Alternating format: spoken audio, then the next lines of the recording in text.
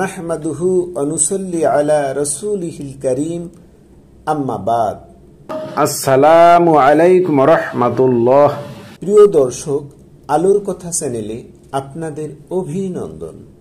প্রিয় দর্শক, আমি এমন একটি আমলের কথা বলবো যে আমলটি পালন করলে ঋণ পরিশোধ করতে পারবেন ইনশাআল্লাহ।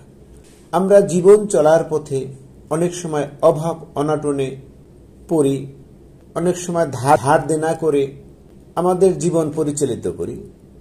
তাই আমরা যখন ঋণগ্রস্ত হয়ে পড়ব, বিভিন্ন ধার দেনার মধ্যে থাকবো, অভাব অনাটনের মধ্যে থাকব, তখন বর্ণিত আমলটি আমরা করব।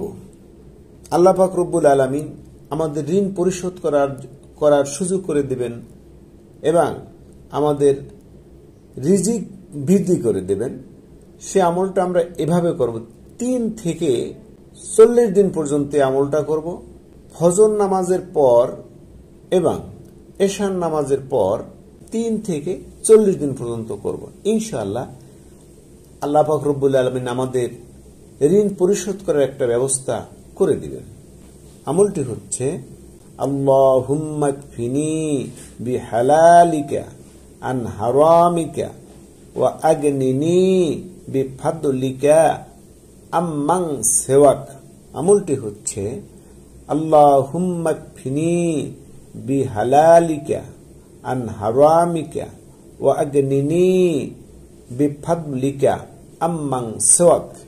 এই আমলটা প্রতিদিন ফজর নামাজের পরে বসে 5 থেকে 7 বার এবং এশার নামাজের পরে 5 থেকে 7 বার পড়বেন। এর সাথে সাথে 3 থেকে 4 বার দুরুদে ইব্রাহিম পড়বেন। ইনশাআল্লাহ আপনার ঋণ পরিশোধ করতে সক্ষম হবেন। অর্থ, হে আল্লাহ, তুমি তোমার হারাম বস্তু হতে বাঁচিয়ে তোমার হালাল রিজিক দ্বারা আমাকে পরিতুষ্ট করে দাও। তুমি ছাড়া যেন আমাকে আর কারো মুখাপেক্ষি হতে না হতে হয়। এই দোয়াটি আমরা আবার শিখিনি যে ঋণ পরিশোধের জন্য আল্লাহর কাছে যে দোয়াটি করব, সেই দোয়াটি আমরা ফজর এবং এশার নামাজ বাদ এই দোয়াটি করব। দোয়াটি হলো আল্লাহুম্মা কফিনি বিহালালিকা আন হারামিকা ওয়া আগনিনি বিফাদলিকা আম্মান সিওয়াক।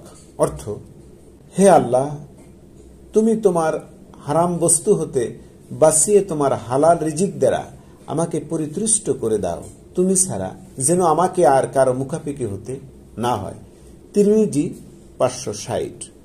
প্রিয় দর্শক, আমরা বিভিন্ন আমলগুলো আমাদের চ্যানেলে আপলোড দিয়ে থাকি। তাই আপনি যদি আমাদের চ্যানেলে নতুন হয়ে থাকেন তাহলে অনুগ্রহপূর্বক আমাদের চ্যানেলটি সাবস্ক্রাইব করুন ও আমাদের ভিডিওগুলো লাইক, শেয়ার ও কমেন্ট দিয়ে আমাদের পাশেই থাকুন। এতক্ষণ ভিডিওটি দেখার জন্য আপনাদের সকলকে ধন্যবাদ।